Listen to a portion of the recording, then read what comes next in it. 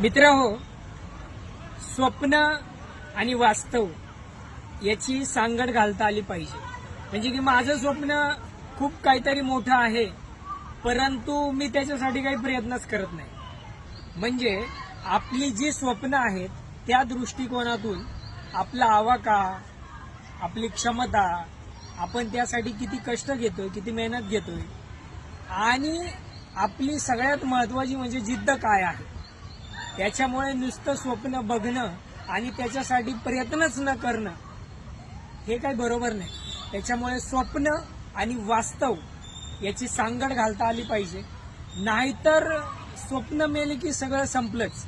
जसं तुम्हाला सगळ्यांना माहिती आहे की कवी पाश असं म्हणतो की सबसे खतरनाक होता है सपनों का मर जाना. कारण सगळ्यात भयंकर कुठली गोष्ट असेल तर स्वप्नांचं मरून जाणं. स्वप्न स्वतःची मारतात, आई वडिलांची, कुटुंबाची, मित्रपरिवाराची, सगळ्यांचीच.